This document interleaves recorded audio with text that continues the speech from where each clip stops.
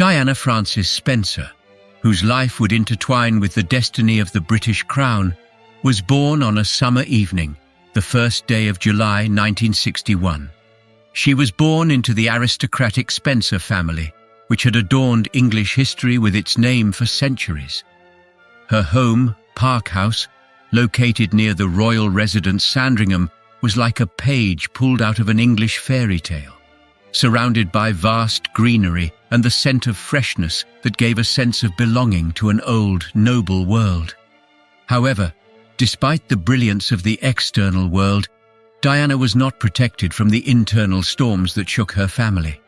Her parents, Edward John Spencer and Frances Ruth Burke Roche, fought battles filled with disappointments and misunderstandings. The subsequent divorce was not just a legal act that separated two people. It was a fracture that echoed through Diana's childhood, leaving scars on her emotional being. Young Diana, the youngest in the family, tried to find comfort in her siblings, but the age difference and her own childhood troubles often made her feel isolated. Her quiet nature and inclination for introspection were her response to an outside world that seemed so unstable.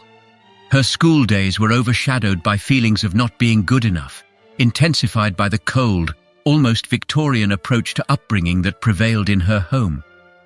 Diana emerged from this period of her life as a person shaped by experiences. Some had strengthened her, while others left her with deep emotional scars. These vulnerable years formed the character of a woman who would one day become more than an aristocrat, more than a princess. She would become a symbol of hope, love, and compassion for the entire world. But before that could happen, she had to travel a path full of challenges, learning, and most importantly, recognizing her own value. On the 29th of July 1981, Diana Spencer, surrounded by dreamlike grandeur and millions of enamored gazes, married Prince Charles, the heir to the British throne. It was a ceremony that marked an era, a fairy tale turned into reality. However, within the golden walls of royal life, a harsh reality awaited her. Although the marriage was marked by the birth of two sons, William and Harry, who brought moments of pure joy and fulfillment, these moments were rare flashes of light in the dark days of her marriage. Internal struggles and challenges were constantly overshadowed by Diana's relationship with Charles, which was darkened by memories and unabated feelings towards Camilla Parker Bowles. This triangle not only caused Diana emotional pain, but added weight to the isolation she felt within the palace walls. Facing the relentless eyes of the public further complicated Diana's private life, transforming each of her steps into newspaper headlines. Despite this constant pressure, Diana gradually found strength in her role as a mother and humanitarian. Her commitment and empathy towards people in distress resonated far beyond the cold walls she tried to turn into a home. Diana's story in this chapter is a complex mix of personal struggles and public triumphs, expressed through her love for her sons and through her growing independence. Through light and dark, Diana became not just a princess by title, but a woman with an indestructible spirit, ready to find her place in a world that was simultaneously cruel and wonderful. Diana, Princess of Wales, was not just a member of the royal family.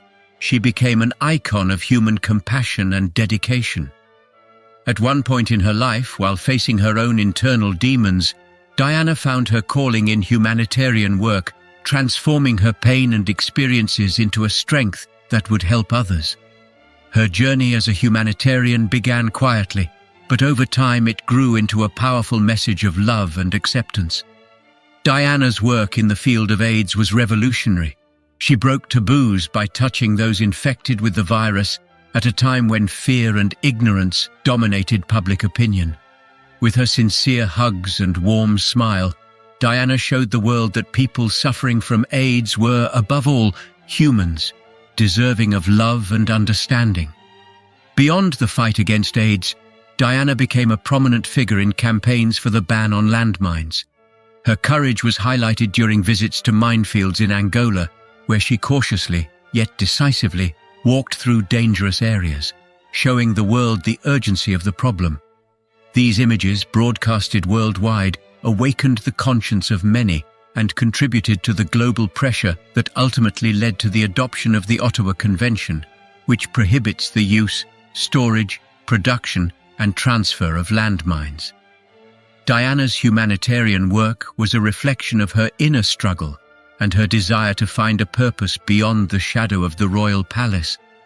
Behind the public smile, Diana faced personal challenges that shaped her life and public image. The battle with bulimia and depression were silent cries for help that, despite her efforts to hide them, began to find their way to the public. Diana's honesty in dealing with these issues, though initially reluctant, became another layer of her humanitarian work. By openly acknowledging her own mental health problems, she helped break the stigma and opened the way for more open discussion on these important issues. In a way, Diana's inner struggle reflected her outer mission, to provide comfort to those in suffering and to fight for those who could not fight for themselves.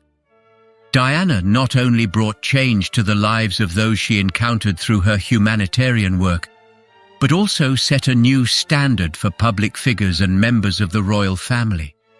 Her legacy of humanitarian work, shaped from her own struggles and compassion, continues to inspire generations of people around the world to act with love and bravery. Diana's marriage to Prince Charles, despite its initially promising fairy tale beginning, over time turned into a story without a happy ending. Internal struggles and external pressures took their toll, leaving both in a state of emotional exhaustion and alienation. As the years passed, it became increasingly clear that their differences outweighed what they shared in common.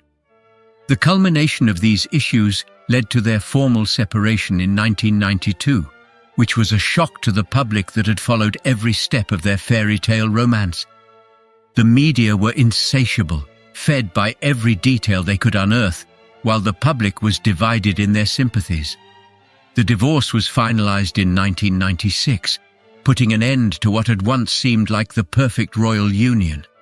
For Diana, though painful, the divorce meant liberation from years of unfulfillment and constraints. She gave herself a new purpose, continuing her work with even greater fervor, while simultaneously trying to build a new life for herself and her sons. The divorce from Prince Charles was not just the end of their marriage, but also the beginning of a new chapter for Diana, a chapter in which she could explore who she really was and what she could become. This period was marked by renewed independence and the discovery of new aspects of her identity, far from the shadow cast by her marriage. The night of August 31st, 1997, remains etched in the world's memory as the moment when the light of one of the brightest stars was extinguished. Diana, Princess of Wales, and her partner, Dodi Al-Fayed, tragically lost their lives in the Pont de l'Alma tunnel in Paris, leaving behind shock, disbelief, and profound sorrow. Their last evening was spent in Paris, trying to find refuge from the relentless paparazzi who followed them at every step. Fate's irony decreed that their escape from media siege would lead to a catastrophic end. The car they were in hit a pillar in the tunnel, turning a moment of seeking privacy into an eternal mystery and tragedy. The news of Diana's death quickly spread around the world, leaving millions of people in a state of shock and grief. It was a death that transcended the loss of one person. The world lost a symbol of compassion, love, and humanity. Public outpourings of grief, from endless seas of flowers in front of Kensington Palace to spontaneous gatherings of people crying together, reflected the depth of impact Diana had on the lives of ordinary people. Diana's legacy in the world was not erased by her death. On the contrary, her legacy continued to live on through her sons, Princes William and Harry, who inherited her passion for humanitarian work and continued to fight for the causes she advocated. Her influence is visible in their approach to royal duties, in their efforts to preserve her humanity and connection with people. Furthermore, Diana's legacy has spread beyond the boundaries of the royal family. Organizations and charitable institutions she was associated with have continued their work, inspired by her example and dedication. Her death also raised questions about the role of the media in modern society, leading to broader discussions about ethics and responsibility in journalism. In her short life, Diana wove a thread of love, empathy, and change that has continued to spread even after her death. Although her end was tragic, what remains is a light that still shines, inspiring new generations to walk the paths of kindness and understanding. In the hearts of many, Diana remains an indelible, lasting reminder of what it means to be a true human being.